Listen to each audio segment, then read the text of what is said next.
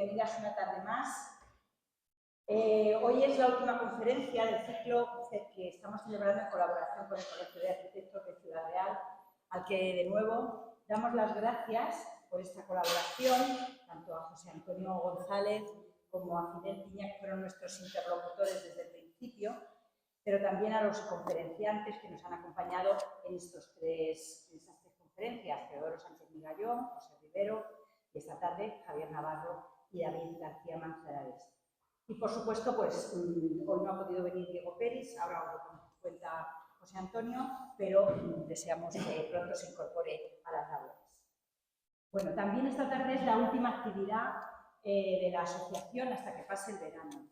Solo nos queda ir dando las conferencias, las grabaciones de las conferencias, la de la semana pasada y la de hoy, que lo haremos en los próximos días, cuando estén editadas, y el viaje que tenemos con la asociación el próximo mes de junio. Pero antes de darle la palabra a José Antonio, quiero felicitar públicamente a una compañera nuestra y socia, Pilar Molina Chamizo, que seguro que ustedes conocen. Ella es la encargada del gabinete didáctico del museo, nos ha dado varias conferencias y además siempre nos hace las visitas guiadas de las exposiciones que hacemos en el museo. Y la queremos felicitar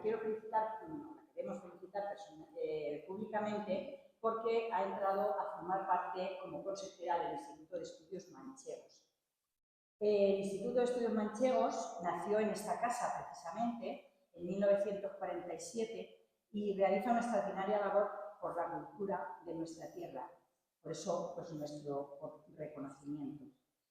Y como es la última actividad, pues me gustaría también agradecer al museo, a todas las personas que en él trabajan para que estemos todas las tardes aquí, cuidando y creando todo el patrimonio que atesora. Muchas gracias a Ignacio, a Esther, a Pilar, a Luisa, a Julia, al personal de mantenimiento, a los ordenanzas y a Paco, nuestro editor de las grabaciones. Gracias a todos ellos, pues podemos hacer esto y nuestras grabaciones pueden llegar a más personas. Y ya le paso el turno a José Antonio. Les recuerdo, por favor, que comprueben que tienen los móviles apagados y seguimos con la conferencia. Muy bien. Seguimos, no, todavía no han empezado.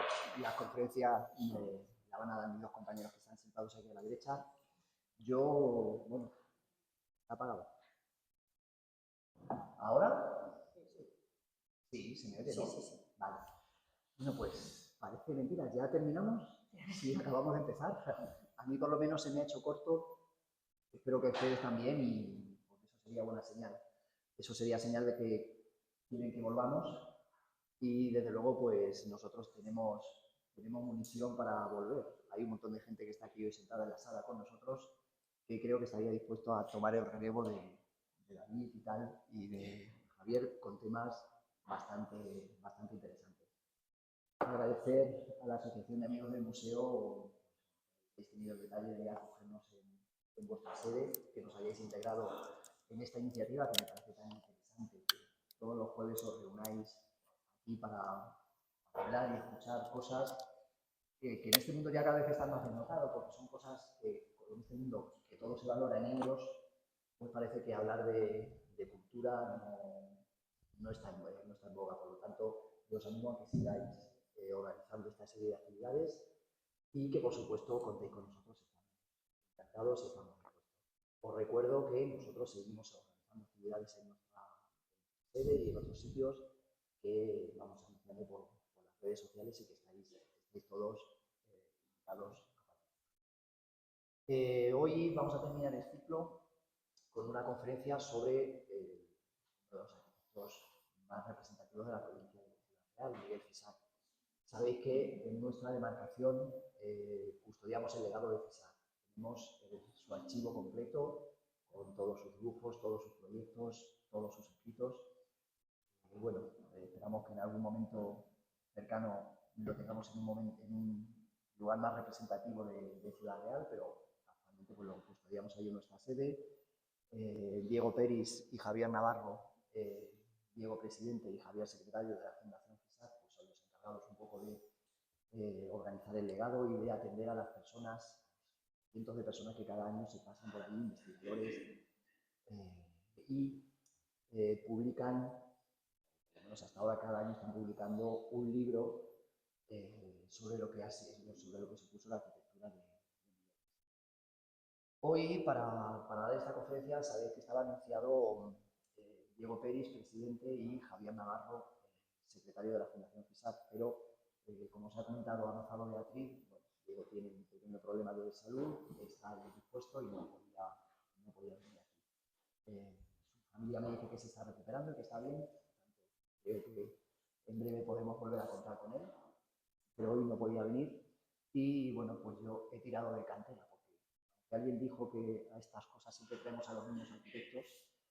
Yo quería decir que, claro, siempre procuramos traer lo mejor, pero tenemos en reserva, como vais a ver, y como... También tenemos lo peor. Pero eso lo quitamos, ¿no? Lo que sacamos fuera son lo mejor. Y hoy os traigo dos ejemplos muy significativos de lo que estoy diciendo. David es arquitecto, por supuesto, de Ciudad Real. Se gana la vida como director general de urbanismo en el Ayuntamiento de Ciudad Real. Y bueno, pues vive su pasión por la arquitectura, por un lado sufriéndome a mí como presidente, él es tesorero de mi junta. Y bueno, pues otra de sus pasiones es la literatura, por tanto es escritor, ya tiene un libro de arquitectura publicado y no sé si estoy autorizado para decirlo, en octubre presentará el segundo. ¿Vale? Entonces os invitaremos a que conozcáis ese libro también. ¿No se me está oyendo?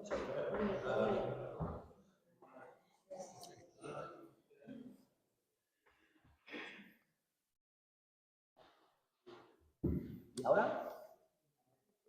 ¿Ahora? ¿Necesitan o...? Vale.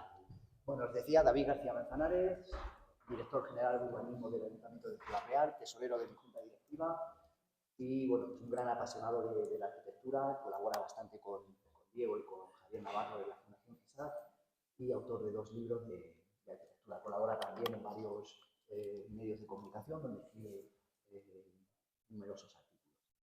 Y a mi derecha está Javier Navarro, ya otro arquitecto veterano de nuestra provincia, de gran prestigio, que seguro que todos lo conocéis porque, entre otras cosas, pues es el responsable de que hoy, en este patio que estaba en otras condiciones, podamos celebrar este tipo de actos porque se encargó de la rehabilitación como os digo, ellos llevan la Fundación FISAC y hoy nos van a hablar sobre el tema dentro de la obra, de la extensa obra de FISAC, la que se recogió en el libro que se presentó en octubre, que es sobre educación, cultura y restauración. Así que, sin más, pues les dejo que nos presenten la charla.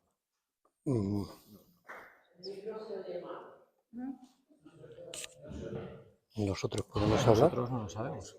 ¿Nosotros podemos hablar? Sí, me habla. Pero este es que para la grabación. Bueno, buenas tardes a todos por la presencia, como ya están hechas las presentaciones.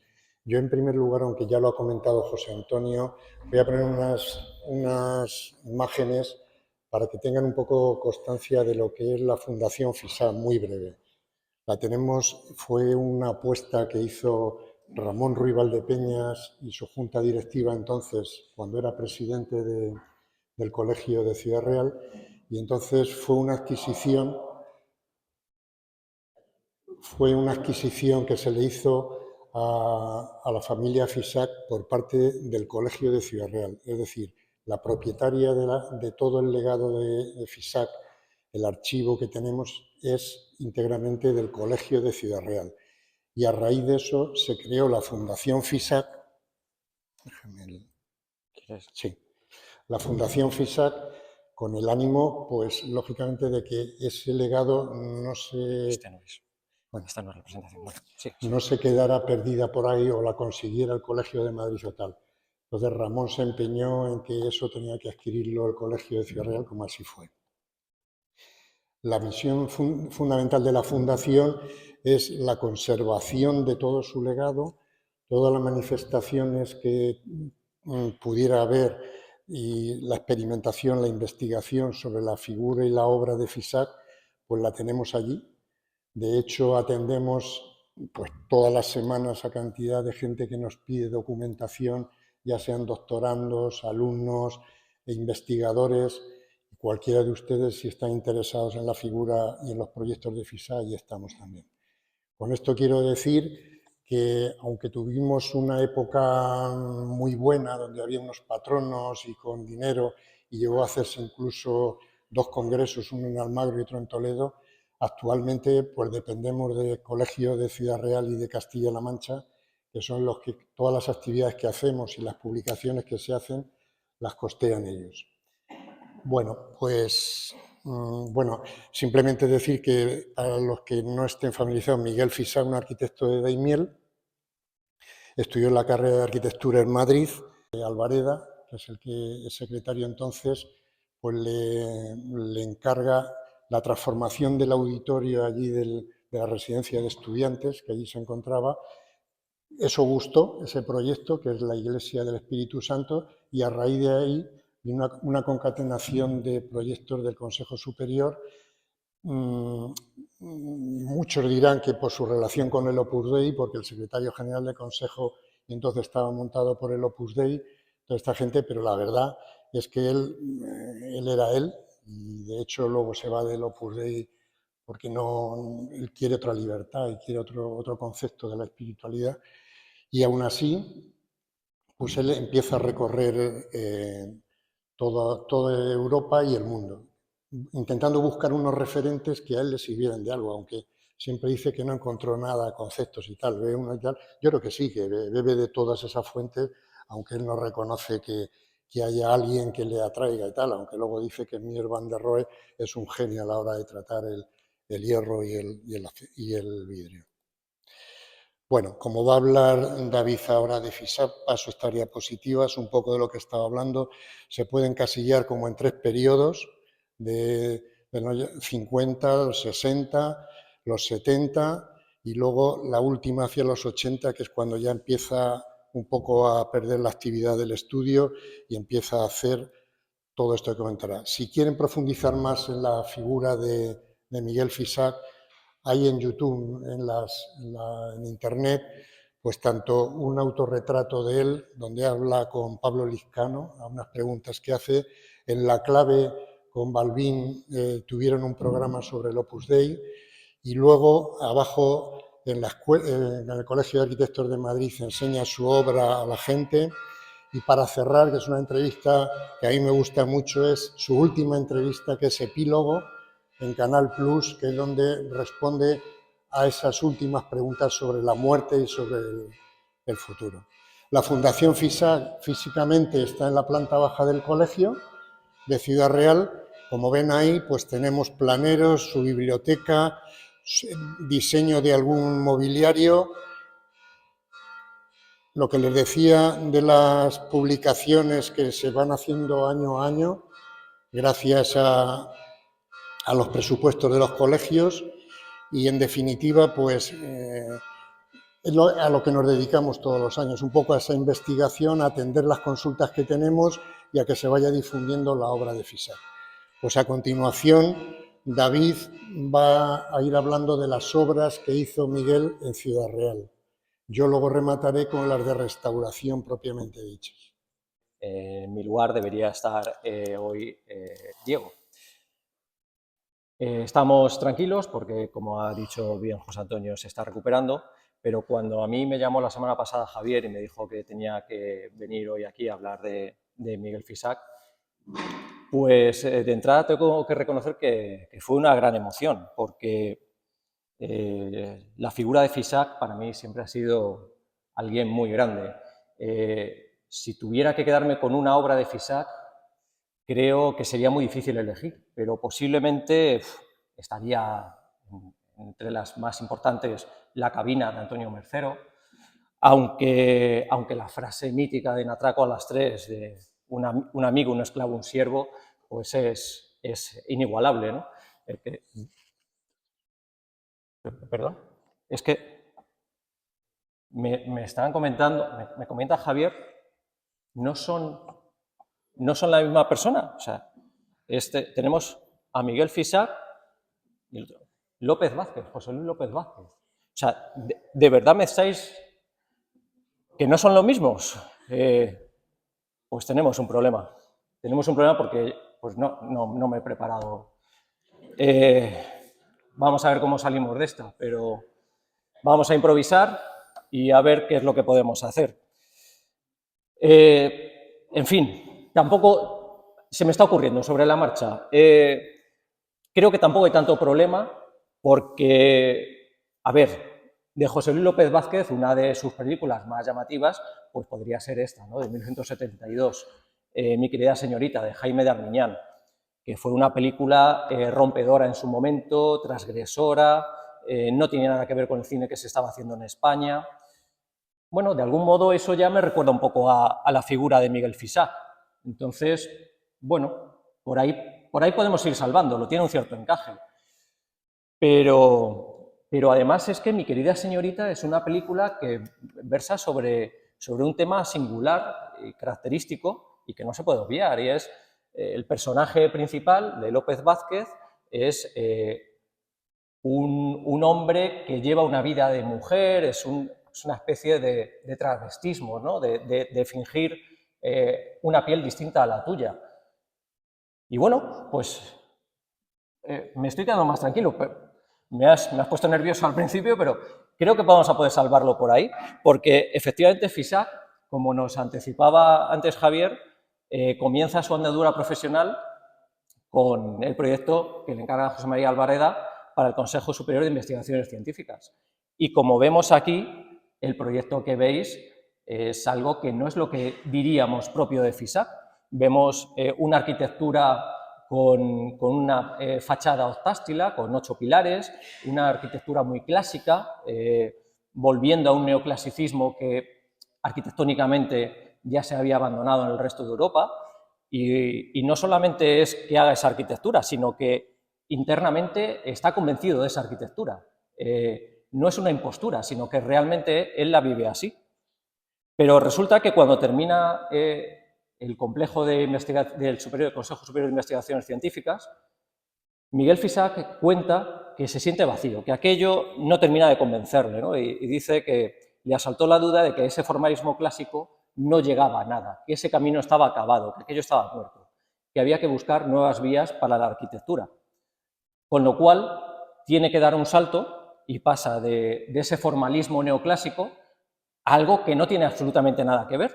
Es cuando le encargan el Instituto Laboral en Daimiel, se lo encarga también por amistad, como José María Albareda, el entonces ministro de Educación, y le encargan que haga una serie de institutos laborales por toda España. Él se empecina a que el primero sea en su tierra, en Daimiel, y lo que propone es algo que no tiene nada que ver con esa arquitectura neoclásica. Aquí lo que vemos es una arquitectura popular, vernácula, enraizada en la tierra, algo que, como digo, es totalmente, radicalmente distinto a lo anterior. Pero no solamente esa arquitectura vernácula de paredes encaladas y de teja árabe, es que en la memoria Fisac nos cuenta cómo llega hasta ese edificio, hasta la planta del edificio. Y llega como un niño pequeño, jugando con cartones, esto se conserva en la Fundación Fisac, parte de un esquema, y luego va diseñando cada uno de los espacios y orientándolos según considera que es lo ideal para cada uno de esos espacios. De esta manera, las aulas las orienta al sureste, la zona del gimnasio la orienta al oeste, la zona de los talleres la orienta al norte para tener una luz constante y difusa. Y una vez que tiene definido cada una de esas partes, las acaba uniendo entre sí. Tenemos aquí ejemplos de planos de solamiento, esto sería el de la capilla. Y eso, como decía, acaba dando lugar a esto, que es esa agrupación que él llamaba agrupación elástica de los elementos, donde en la parte inferior, al sureste, decía, teníamos las aulas, donde tenemos en el norte la zona de laboratorios y talleres. En la parte oeste superior tenemos la zona del gimnasio. La capilla tiene esa forma que él intuía que era la que debía tener para focalizar la atención en el altar. Es decir, el resultado del edificio es consecuencia de la suma de cada una de las partes, que es una forma de proyectar que ahora nos puede parecer poco novedosa, pero que en su momento era muy singular. Y agrupando todas esas partes, disponía el salón de actos, que a su vez, para darle mayor versatilidad, era, cuando no funcionaba como salón de actos, era el vestíbulo de entrada. Y sin embargo, esa disposición, diríamos, racional, para nada dejada a otros criterios que no sean el del puro raciocinio, se ve contradicha en la urbanización. Vemos aquí los jardines, la urbanización exterior del edificio, donde apreciamos unas formas que nada tienen que ver con esa ortogonalidad del resto del edificio. Son formas blandas, curvas, nos recuerdan mucho, como comentaba Javier, a la arquitectura japonesa. Él en el año 49 y 50 viaja a los países nórdicos y viaja a Japón. Y de algún modo, aunque él también se empeña en negar esa influencia, no se puede negar. De hecho, esa arquitectura que yo estaba definiendo es lo que se llama la arquitectura orgánica. Y esa arquitectura orgánica tiene sus principales valedores en los países del norte de Europa. Bien, Fisac, conocedor de esto, seguramente intenta buscar otra explicación cuando habla del Instituto de Daimiel y de los institutos laborales. Y él dice que para evitar el uso de ese neologismo de la arquitectura orgánica, pues que él prefería llamarlo la arquitectura del mondongo. El mondongo ya sabemos todos que es el nombre que recibe el estómago de los rumiantes, ¿no? Y es esa concatenación de distintos estómagos la que va dando lugar al aparato digestivo de los rumiantes. Y de alguna forma él hace ese paralelismo con esta arquitectura, porque la concatenación de los distintos espacios acaba dando lugar a la forma final, de manera que la forma es resultado únicamente de la función y de lo que el propio programa del edificio demanda. Aquí tenemos una sección del Instituto de Daimiel donde vemos que además busca dar ese enfoque de la arquitectura popular manchega con esos muros en azul, ¿no? Tenemos más imágenes de las aulas orientadas, como decía, al sureste para recibir la mayor cantidad de luz posible.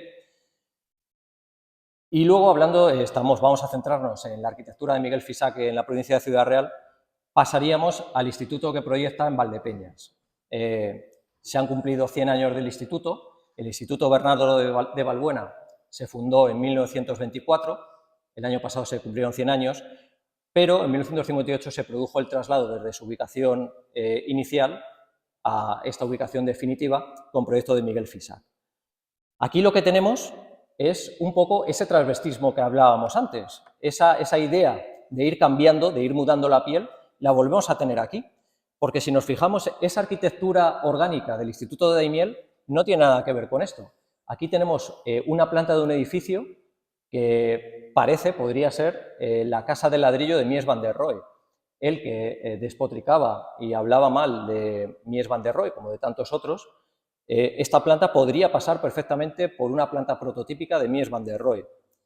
Y sin embargo, es de Miguel Fisac. Lo que hace aquí es, con el mismo criterio, pero ya pensando en un punto de vista más formalista, diseñar el conjunto a partir de cada una de las partes. De manera que es un instituto para hombres y mujeres, segrega por sexos, tenemos un eje vertical con ese pasillo en la entrada y eso nos separa. A la derecha tenemos la zona de mujeres, a la izquierda tendríamos la zona de hombres. Y luego tres grandes espacios significativos. Por un lado, a la derecha, el salón de actos, ese espacio más grande que veis, este que marco con el puntero. Por otro, la capilla y por otro, un patio con la zona de administración dando a ese gran patio. Y la zona de la capilla es quizás el elemento más característico, como vamos a ver, o uno de los más característicos de este proyecto. Tenemos aquí esa zona de la capilla y tenemos también los alzados del edificio. Si vemos el alzado inferior, que es el de las aulas, dispone, como en el caso de Daimiel, grandes ventanales, pensando en la funcionalidad del edificio, para recibir toda la luz y favorecer el estudio. Sin embargo, esta otra fachada es la fachada que da al pasillo de acceso a esas aulas. Y claro, no necesita esa luz, todo lo contrario. Está orientada en otro sentido y lo que necesita es protegerse. Por eso tiene esos pequeños huecos que no se corresponden con el otro alzado. No empecéis todavía, estos son solamente los cuartos, las uvas nos las tomamos dentro de un rato. Vamos a esperar para que nadie se atragante y cuando terminen continuamos.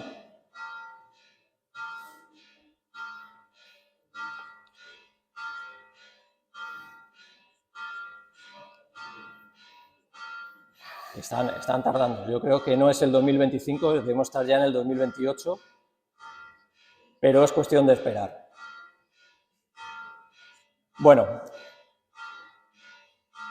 creo que me están echando una guerra y han ganado. Yo continúo.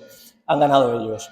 Tenemos aquí una imagen interior de la capilla. Aquí ya se pueden apreciar las preocupaciones de Fisac, que van más allá de la arquitectura propiamente.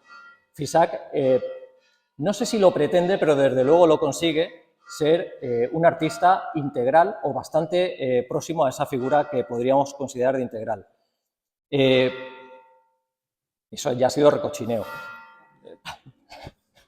Bueno, como digo, Fisac pretende ser algo más que un arquitecto. En toda su obra, especialmente en la arquitectura religiosa, que es una de sus facetas más destacadas, introduce otro tipo de arte, ¿no?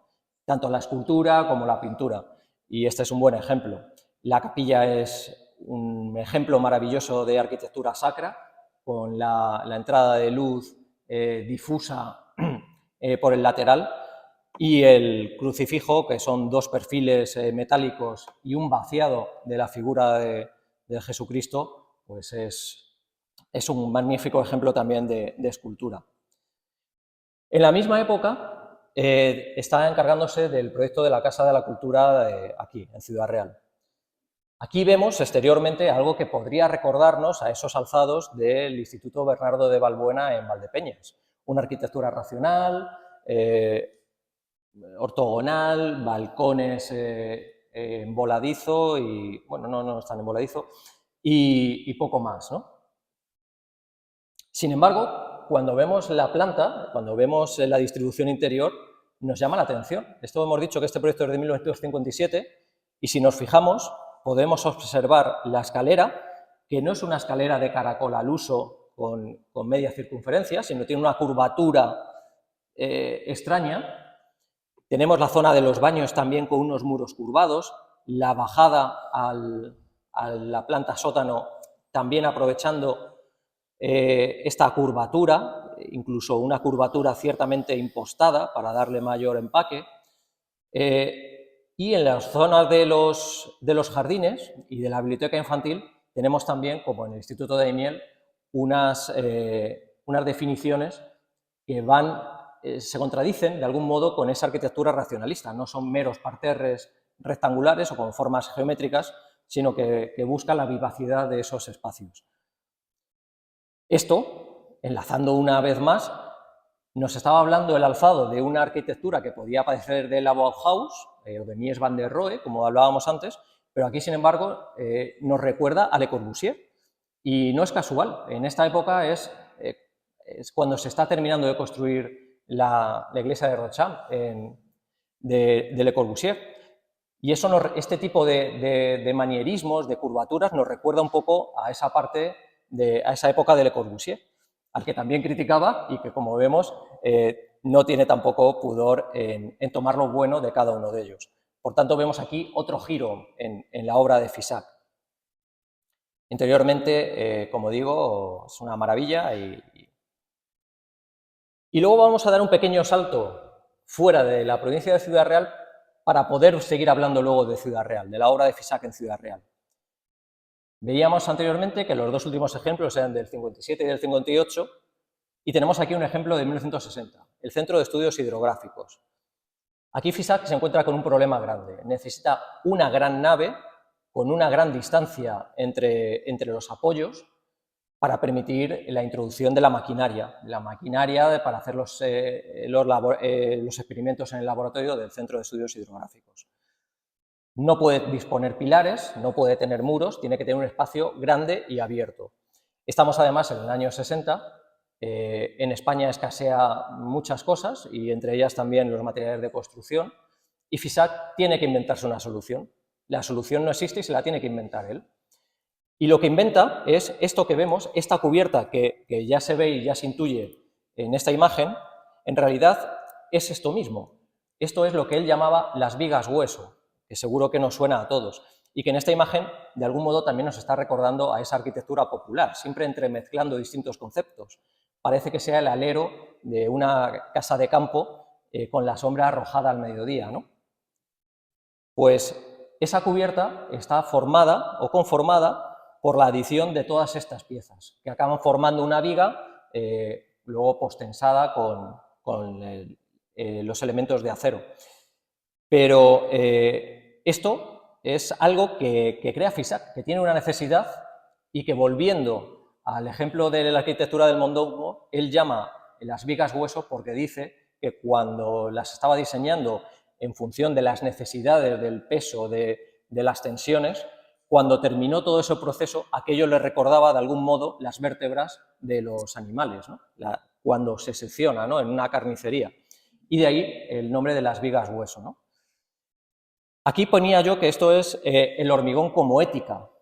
Y lo que quiero decir es que de algún modo FISAC está intentando no hacer alardes con el hormigón, no está intentando hacer alardes constructivos ni presumir de cuánto sabe y de qué capacidad estructural tiene, sino que lo único que intenta es resolver un problema. Con un único elemento, con estas vigas hueso, resuelve la cubrición de grandes elementos, de grandes distancias de luz, que es lo que en arquitectura llamamos a la distancia libre de apoyo, y también resuelve la cubierta. Y además resuelve la iluminación, porque no sé si se ve, pero entre cada una de estas vigas hueso quedaba un hueco por el que entraba la luz. Estaba tapado con vidrio, pero por ahí entraba la luz. Con lo cual, con un único elemento resolvía tres problemas, que eran los tres problemas que tenía el edificio. Por eso me refiero a que el hormigón tratado con un sentido ético, con un sentido de no engañar, sino simplemente mostrar lo que hay.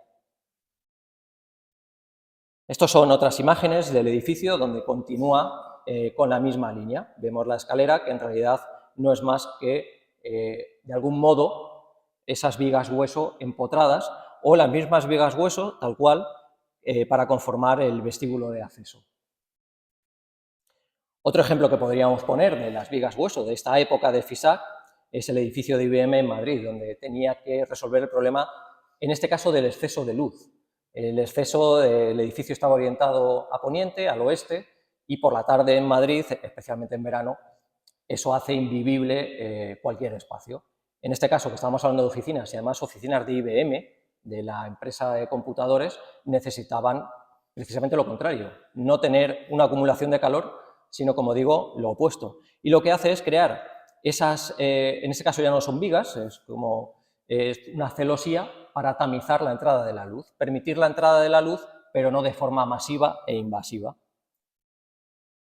Y finalmente, por poner el último ejemplo, y no me alargo más en esta parte, las bodegas Garbey en Jerez, que como vemos viene a ser lo mismo que hacía en el Centro de Investigaciones Hidráulicas, ¿no? Son unas vigas, en este caso otro diseño, que permiten resolver la cubierta con un único elemento, con un único gesto, y que a mí también me recuerda a esa arquitectura vernácula de grandes paredes encaladas y la sombra al mediodía, a las 12 de la mañana, del sol plomizo cayendo y arrojando esa sombra de las tejas, o en este caso de las vigas hueso. Y era importante salirnos fuera de la provincia de Ciudad Real porque era importante contar esta época de FISAC, de las vigas hueso, porque a partir de estos años, de finales de los 70, nos encontramos con otra época de FISAC que no tiene nada que ver con esto. Volvemos a dar otro giro y nos volvemos a encontrar con un FISAC que no parece FISAC, un FISAC que se contradice a sí mismo. Y es su búsqueda constante, su deseo de innovar, de no parecerse a sí mismo, lo que le lleva a experimentar con el hormigón. Él se planteaba que el hormigón es un elemento que, si nos hemos fijado en las obras, se vierte fluido, se vierte casi líquido, viscoso, y que cuando endurece, cuando enfría y endurece, queda rocoso. Entonces, de esa contradicción a él le llamaba la atención, ¿no? Algo que es fluido en su momento inicial, ¿cómo puede acabar recordándonos casi a la piedra, ¿no? Entonces, investiga con esas posibilidades plásticas del hormigón y patenta un sistema que él denomina hormigones flexibles, que no es ni más ni menos que el encofrado, el molde del hormigón.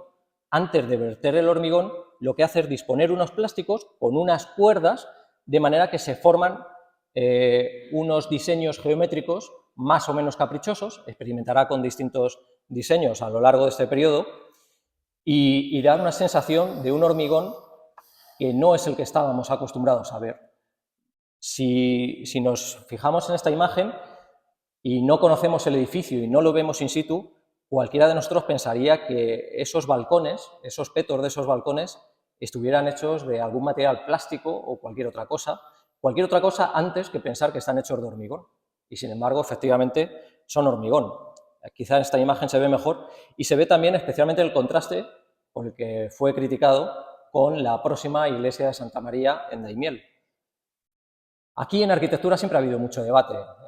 ¿Debemos adaptarnos a las preexistencias o no? Bueno, Fisac resuelve ese debate diciendo, a lo mejor dentro de 500 años la iglesia ha tenido distintas adiciones o ha ido cambiando, tiene el interés que tiene, pero en mi edificio seguirá estando ahí, ¿no? Entonces, bueno, también eso es importante. En este caso, en esta imagen lo vemos en color, pero es lo mismo.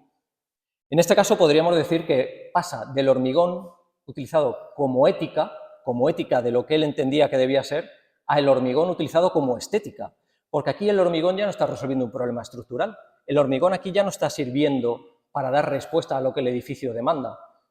Es puramente estética, es deseo y voluntad del arquitecto de tener esa imagen. Es un formalismo. Entonces, aun trabajando con el hormigón, no tiene nada que ver esta época con la anterior. Absolutamente nada, desde esa concepción inicial.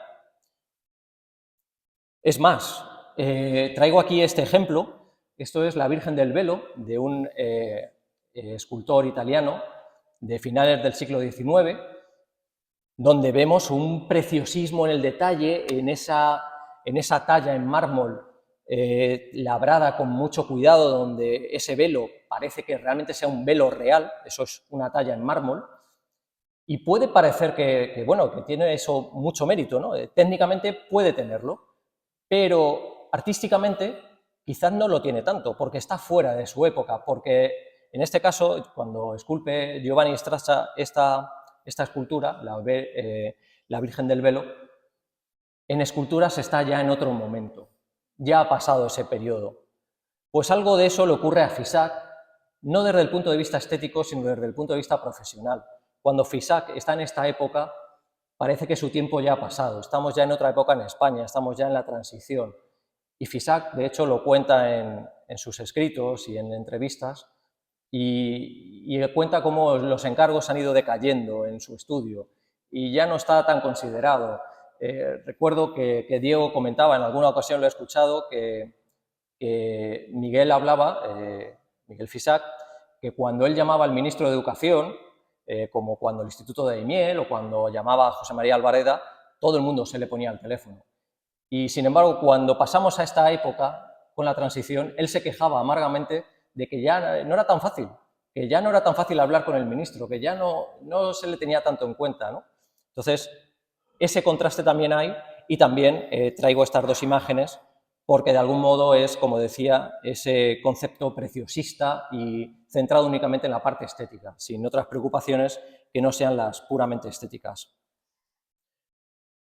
Tenemos aquí otros ejemplos de fuera de la provincia, pero para que veáis ese cuidado en el hormigón con encofrados flexibles, ya sea con diseños aparentemente irregulares, como en los de la imagen de la izquierda, o como en la imagen inferior de la derecha, con diseños geométricos. Por otra parte, viendo que su actividad en el estudio empieza a decaer, Miguel Fisac decide hacerse una casa, en principio una casa vacacional, pero acabará siendo su casa de retiro, y decide hacérsela en La Mancha. Él cuenta también en el libro Carta a mis sobrinos que cuando le propone a su mujer, lo cuenta jocosamente, dónde deben buscar para hacerse esa casa, él tuvo, como sabemos, distintos enfrentamientos con Daimiel, no se sentía suficientemente reconocido, y cuando le pide opinión a su mujer sobre dónde deberían trasladarse, él contaba, ya digo, de algún modo jocoso, que le puso la trampa y le dijo, pues un sitio que merece la pena es Almagro, por el resto de los pueblos no tiene ningún interés. Claro, te lo plantean así, pues ya no tienes alternativa, ya no hay elección posible. Entonces, realmente, efectivamente, al final buscaron una casa en Almagro. Traigo aquí su casa, aunque realmente no sé si es una casa de Fisac o es otra cosa, porque lo que Fisac hace en esta casa, y eso también es muy interesante, porque venimos de las viviendas en el parterre de Daimiel, con ese diseño rompedor, agresivo y profundamente llamativo, y lo que hace en esta casa de Almagro es lo opuesto, vuelve a trasvestirse sobre sí mismo y hace algo que no tiene nada que ver con eso.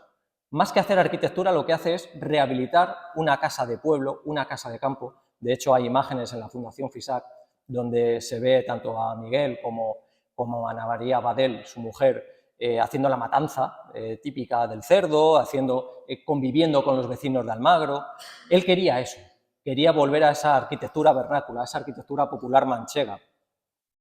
Y entonces lo que tenemos, salvo estos elementos de fachada, que efectivamente sí, nos recuerdan esa arquitectura flexible que está haciendo, esa arquitectura con hormigones flexibles que está haciendo, pero el resto, interiormente, incluso la forma de dibujar, se ve aquí en los planos, es como si quisiera dibujar no su proyecto, sino el proyecto que había antes de llegar él, de algún modo. Es una arquitectura que rompe totalmente con lo que hemos visto del edificio de IBM, del edificio del Parterre o del Centro de Estudios Hidrográficos. No parece que este sea el mismo Miguel Fisac. De hecho, en esta imagen, si la vemos de una pasada, no distinguiríamos cuál es la vivienda de Fisac. Tendríamos ya que fijarnos con más detalle, veríamos el hormigón con encofrado flexible y la distinguiríamos, pero si no, está perfectamente integrada en el entorno de la arquitectura de Almagro. Es en esta época cuando precisamente publica con el Instituto de Estudios Manchegos su libro sobre arquitectura popular manchega. Evidentemente no es casual. Y finalmente, para ir concluyendo, dentro de la provincia de Ciudad Real deberíamos hablar de las viviendas de la granja.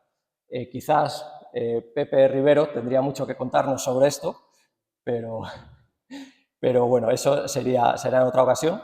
Este es un edificio, es un complejo de ese Fisac final, de esa etapa final de su vida, pero que también nos habla mucho de otra parte de Fisac, que es su preocupación por el urbanismo, por crear espacios que vayan más allá de la propia arquitectura individual de cada una de las viviendas. Vemos aquí que los bloques se conforman a partir de la adición de viviendas de 3 o 4 dormitorios o viviendas de 2 y 3 dormitorios. La suma de esas dos componendas da distintos bloques con formas irregulares que se acentúan precisamente en los balcones, que presentan esta forma curvada y que en el proyecto original, además, eran balcones con los encofrados flexibles y blancos de Fisac, característicos de esta época. Finalmente, ya sabemos que no son así, pero más allá de la propia arquitectura interior y de la distribución de los espacios, lo que me llama la atención aquí es la preocupación de Fisac por el urbanismo, por qué espacios se conforman en estas plazas internas, en estos espacios característicos que se van cerrando y que de algún modo son vivienda, aun cuando sea fuera de la vivienda, porque la vivienda no se produce solamente en el interior, una vez que cerramos la puerta, sino que el hogar debe estar en toda la ciudad, ¿no? Por lo demás, como digo, aquí se ven los balcones con esos encofrados flexibles y el resto es una arquitectura, bueno, contenida, con cubierta a 2 aguas, intentando tampoco ser especialmente llamativa, más allá de eso. la imagen que todos conocemos y la imagen final, sin los balcones con los encofrados flexibles. Con todo esto, lo que vemos es que realmente, de pura casualidad, como suceden las cosas importantes en la vida, he tenido suerte y he podido enlazar esa película de José Luis López Vázquez con ese carácter, un poco un cierto travestismo estético de Miguel Fisac, porque hemos reconocido aquí varias etapas que no tienen nada que ver entre sí. Hay una anécdota, y con esto ya concluyo, esto es un aviso a las campanas para que no salten, con esto voy concluyendo. Hay una anécdota que me gusta mucho, recordaréis todos, a Cary Grant, por supuesto, pero recordaréis que Cary Grant se retiró del cine siendo relativamente joven, con 62 años. Se retiró en 1967, 66 o 67. No quería envejecer delante de la pantalla del cine y decidió retirarse. Desde ese momento dejó de aparecer en medios de comunicación, dejó de aparecer en prensa, obviamente no volvió a aparecer en el cine. Pues bien, 5 años después, en 1971, se realizaba un homenaje a John Ford en el Hotel Beverly Hills Wilshire y habían invitado a Cary Grant. Cuando llegó allí se dio cuenta de que no llevaba la invitación.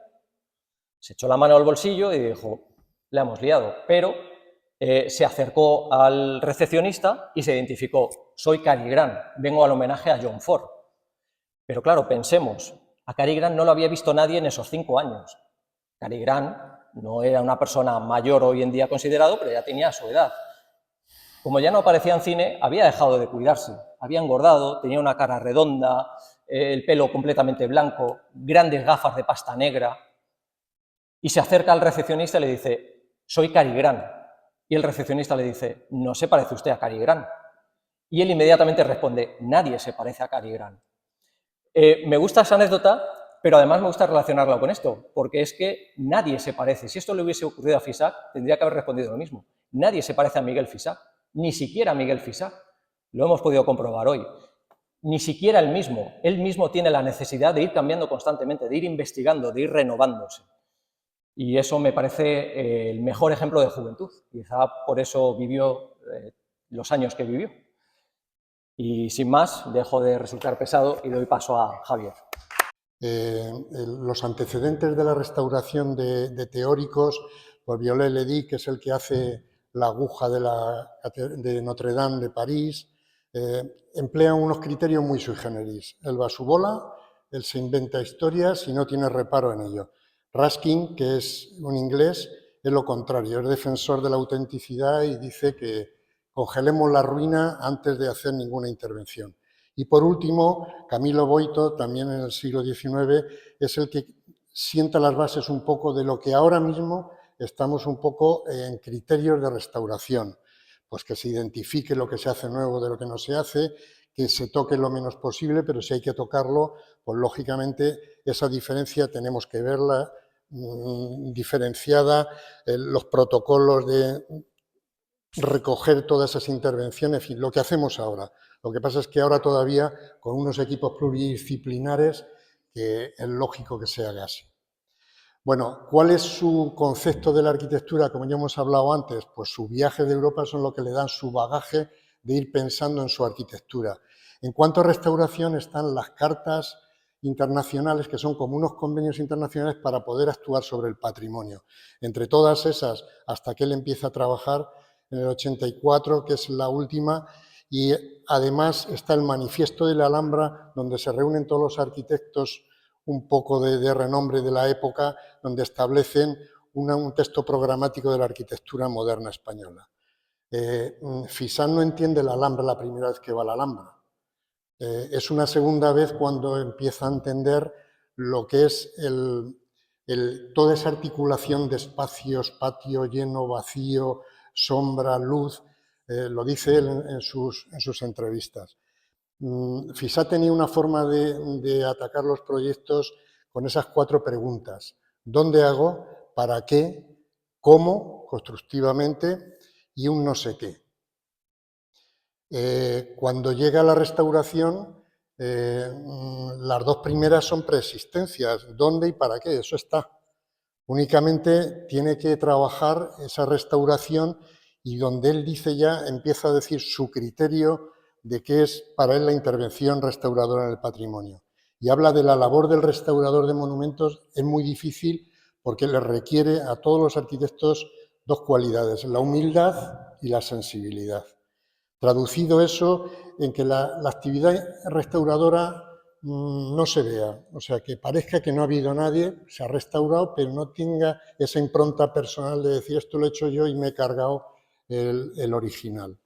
Pues con esos conceptos aborda la restauración. Cogía yo un símil de la arquitecta García de Paredes en el ingreso en la Real Academia de Bellas Artes, donde comparaba la arquitectura con otras, con la música y otras disciplinas artísticas y demás.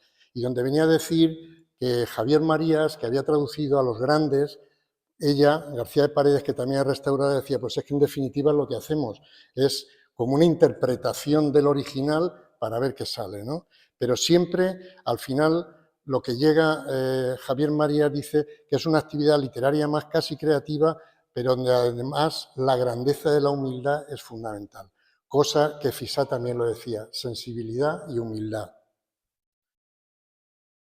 La intervención en el patrimonio empieza con unos proyectos menores, él acaba la carrera en el 43, le pilla la guerra estudiando en la Escuela de Arquitectura y cuando acaba, pues lógicamente, pues su pueblo, el cura, pues hazme esto, hazme lo otro. Y es muy curioso que en el retablo de la iglesia de Santa María empieza a hacer estos croquis para un retablo, ¿no?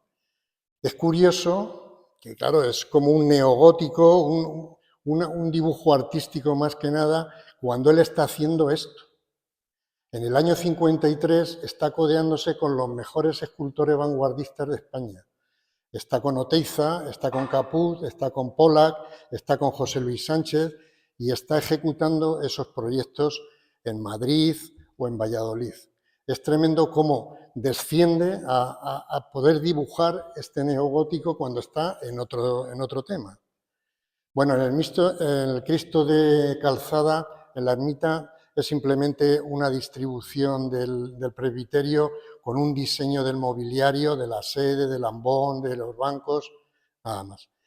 Pero claro, cuando él empieza realmente su labor de restaurador es cuando ya en democracia, ya con UCD, el ministro Íñigo Cavero y el que fue director suyo, director general de Bellas Artes, Javier Tussell, pues entabla una amistad con Javier Tussell cuando gobernaba el partido de UCD y empiezan a encargarle una serie de proyectos que los inicia muchos de ellos cuando no están las transferencias hechas a las comunidades, empieza con el Ministerio de Cultura y hay algunas que las recibe la Junta de Comunidades cuando ya ha habido las transferencias. A Diego Peris le tocó más de una de esas. Diego Peris, que fue director general de Cultura y viceconsejero de Cultura hasta el 93. O sea. Todo el patrimonio que hay por aquí en nuestro campo de Calatrava y de Montiel está muy afectado, como así se vio el otro día con Mónica Felipe en el libro que se presentó aquí, fantástico, sobre el terremoto de Lisboa en 1755. Y cuando uno pasea esas iglesias por fuera y tal, pues sin entender mucho por qué de las grietas, pero dice, oye, esto no es normal, esto no es un asiento, aquí hay algo más. Entonces, el terremoto de Lisboa hizo mucho. Luego la desamortización hizo más, pero bueno. Entonces, el primer ejemplo es la torre del convento de la Asunción de Almagro, en 1980, donde aparecen unas grietas y tal, porque Fisá se acercaba a los monumentos, él le gustaba pintar, y hacía óleos con marmolina, con arenas y con texturas, le gustaba. Se acercaba así al monumento antes de empezar. Entonces, como ven, aquí la cantidad de grietas que sufre la torre, decía que podía ser debido al terremoto de Lisboa, a unas explosiones de una cantera que hay 1 kilómetro y pico en Almagro y al tráfico que era muy intenso. El acodalamiento de la escalera y tal va abriendo esos lienzos de muro que tiene que restaurar. Entonces emplea una técnica, estos son planos del proyecto, Ahí se ve en la sonométrica de la derecha la perspectiva, lo que hace es zunchar vacía todo el interior, zuncha todo el ladrillo, la estructura de ladrillo, porque las esquinas están bien. Lo zuncha primeramente, luego monta una estructura de hormigón, que son esos forjaditos que se ven, todo lo cose y al final mete una escalera metálica en el hueco. Por fuera no se ve nada, es todo. Aquí a la derecha se ve ya restaurado todo el lienzo de la torre y llega hasta incluso a la veleta, que diseña la veleta, de donde se ve el magnífico claustro que tiene el convento. Actúa también en iglesias y en ermitas de poca... Siempre en las iglesias lo más afecta es la cubierta, lógicamente. El paso del tiempo ocurre en todo. Entonces, son presupuestos para muchas veces rehabilitar y otras veces sustituir la cubierta porque hace agua por todos lados, ¿no? No me voy a extender más. En las dominicas de Infantes lo mismo, es tema de cubiertas. La ermita de San Pedro de Almagro prácticamente la hace nueva, pero con un concepto de la arquitectura popular que lo mantiene.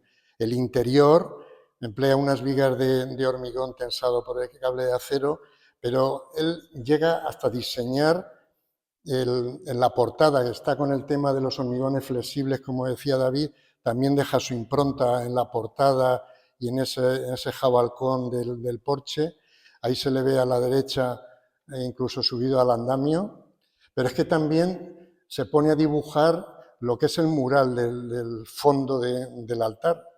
Ese diseño suyo, aquí a la derecha se ve con esa cruz de madera, y es más, llega incluso a decir cómo tiene que ser la sede, que son 3 sillas de madera con encajes de bolaños, lógicamente, el altar lo mismo, con un encaje de bolaños, la banca atrás y luego la Virgen sobre un pedestal. San Bartolomé, en Almagro, lo mismo. Era la sede de los jesuitas. Después de la desamortización, pues lógicamente él solo ataca la cubierta, ese espacio magnífico que Diego Peris también tiene un libro fantástico sobre el barroco en Castilla-La Mancha. San Agustín, precioso también, le encargan un proyecto, pero donde atiende más a la restauración de la ornamentación que realmente los problemas que tenía, que ya había tenido una restauración anterior. El caso es que al final no hace nada porque realmente lo que adolece ese edificio es mucho más grave y más intenso.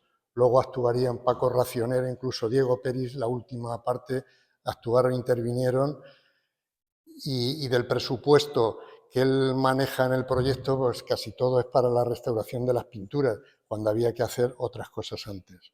La verdad que quedó ahora un espacio magnífico. Esta es una iglesia típica donde el terremoto de Lisboa aparece por todos lados. Entonces aparecen unas grietas que dices, pero bueno, esto no puede ser. Ahí ya no solo es que se abra, sino que hay un desplazamiento del lienzo, de la planidad del lienzo, y entonces le encargan eso y él dice que el cimiento, o sea, el terreno es bueno, el cimiento tal, y lo que se encarga es de retacar todo eso, tocar varias cosas, pero prácticamente nada. Lo que pasa es que cuando acaba la obra, se vuelven a abrir una grietecita y le llama y dice, esto es que ha habido otro movimiento, y efectivamente hubo otro movimiento cerca del pueblo. Luego llega la época de los castillos. La época de los castillos hay que tener en cuenta, ahora está todo muy protocolizado y muy sistematizado, pero entonces te daban un proyecto y allá te las apañaras. Se cometen, en la tesis de Miguel Ángel Hervás, que es el que con Manuel Reterce llevan el tema de Calatrava la Vieja, pues se ve perfectamente que actúan un poco a la brava, con maquinaria pesada, retirando escombros sin ver la estratigrafía, sin estudiar todo eso, porque no hay arqueólogo. Pero sí es verdad que en el transcurso de las obras, cuando luego le encargan un segundo proyecto, él ya mete en el presupuesto que tiene que haber arqueólogo y tiene que haber gente restauradora especializada. Fíjense cómo estaba en aquel tiempo, estamos hablando del año 81-83, cómo estaban los lienzos que ahora los vemos todos. Es una imagen de cómo estaba la iglesia, ¿no? Este castillo sufrió muchas alternancias islámica cristiana hasta que en 1212 ya es cristiano y lo abandonan para irse a Calatrava la Nueva. Pues esos son planos de todo lo que remueven ese terreno, que si hubiera habido un arqueólogo a lo mejor se hubiera hecho con más calma, con más quietud. Pero a la derecha vemos cómo esos dos de arriba, como lo que decía antes, él toma el monumento pintándolo, le gusta. Entonces esas son las fases que hace, limpieza, sobre todo limpieza y consolidación de muros. Estando haciendo esta intervención, recibe un segundo encargo, que no sé si alguno de ustedes lo llegaron a ver, yo sí lo vi, incluso estaba abierto entonces. Es una pasarela porque al fondo del ábside, en las dos paredes laterales, aparecieron, como esto estaba relleno de escombros y demás, unos grafitis que retomo ahí de Miguel Ángel, de la tesis de Miguel Ángel, pasado con grafito, ven ahí un barco y unas velas y tal, pues había que llegar hasta allí y protegerlo con unos vidrios para que no lo vandalizaran, poder ver eso y que la lluvia y la gente no lo tocara. Entonces hace esa pasarela con unos pilares abajo, lo mismo, como un desescombrado, a lo mejor no el que se hubiera hecho ahora, pero no lo hizo con mala intención. Bueno, los calatravos, una vez que pasan la Nava de Tolosa, se trasladan a un sitio mejor en el avance de todo el frente cristiano, ¿no? Entonces van a Calatrava, aunque todavía Salvatierra está tomada, ellos intentan hacer uno nuevo en Calatrava sobre el antiguo de Dueñas. Entonces, Fisá, en toda la restauración que ha habido en el castillo, está en la zona media del año 80-82 y bueno, pues igualmente se acerca al monumento con sus óleos, sus tierras y demás, sus acuarelas, y empiezan, como este castillo, como todos, y como he tenido que intervenir también, tiene de todo, pues tienes que tocar de todo y le encargan con un presupuesto, empieza a tocar lo que más grave está. Entonces, los lienzos de la muralla, en el momento que se cae una piedra, van todos seguidos. Entonces, tienes que empezar por las murallas, tanto exteriores como el interior. Él diseña unos circuitos para hacer musealizable todo esto. No me extiendo más. Fotos de la época. Claro, está todavía el claustro. El castillo se divide en el castillo propiamente dicho, que es la parte central, el convento, que es el que envuelve al castillo, y la iglesia, que es el elemento común donde convergen los caballeros con los frailes. Bueno, varias intervenciones que hace la muralla, ven ahí como el descalce de los muros, como la pérdida de masa, pues tiene que reconstruir todo eso. Fotos de la época. En la iglesia también interviene y sobre todo, que es a donde voy al final porque no hay tiempo, ese rosetón que está internacionalizado y que lo vemos todo el mundo, ese es el de Fissac, porque se encuentra, cuando él llega, el de aquí abajo, con mucho arabesco por dentro y él intenta minimizarlo a simplemente una armadura interior y un vidrio parsol para filtrar la luz del oeste, y emplea unos perfiles metálicos y neopreno para asentar eso. Con las últimas series y tal, como las 30 monedas y el Capitán Trueno y el Santo Grial y no sé qué, bueno, en la última de las 30 monedas creo que es cuando el vidrio pues empieza a caerse y al final está sin vidrio con una malla que le viene bien a la iglesia para ventilar porque tiene problemas de humedades porque está sobre roca. Es un castillo sobre roca y no hay forma de drenar eso. Y lo que dice ahora al final, lo que es utilizar el patrimonio y su uso, como estos. Restauramos, pero para que tenga un uso. Y fijaros lo que dice. Dice, más que una pieza digna de conservarse por su valor histórico-artístico, es un lugar digno de visitarse y de extraer de él todo el valor que contiene de catalizador espiritual. De ahí que la restauración que presento se oriente fundamentalmente a la restauración estética de espacios, perspectivas y volúmenes que este monumento nos puede proporcionar. Así es como ve el patrimonio. Y para finalizar estos proyectos, la Diputación, donde con Villaseñor, que hace todo ese mural, él se dedica simplemente a hacer el diseño del mobiliario, tanto de los diputados del Pleno en esa forma de herradura, como de las butacas del público. Las luminarias también, y ahora modernamente pues todo eso se quitó y en estas imágenes de Marisa pues se ve ya restaurado con los lienzos de Andrade. Aunque no sea de Ciudad Real, como está pensando constantemente en cosas, y él en vida, vino aquí, me acuerdo que al consejero de Fomento, yo tenía pensado eso que queréis hacer de subir con escaleras mecánicas. Fijaros, Toledo, para subir a la parte del Alcázar, él ya piensa que donde es ahora la estación de autobuses, un elemento monorraíl para llegar luego con un ascensor y llegar a la explanada del Alcázar. Los palacios maestrales, no se sabe qué hay, pero como su amistad con Javier Tussell es manifiesta, pues le dice, oye, que yo quiero ver qué pasa ahí, dame un dinero de presupuesto, investigo, tal, y vemos a ver qué pasa, ¿no? Porque él ya lo conoció como casino, no lo conoció de origen. Bueno, pues le dan un presupuesto para que investigue, él hace como una interpretación de eso para una posible restauración, cosa que no llega a hacer. En cubiertas, en muros y tal, no llega a hacer nada.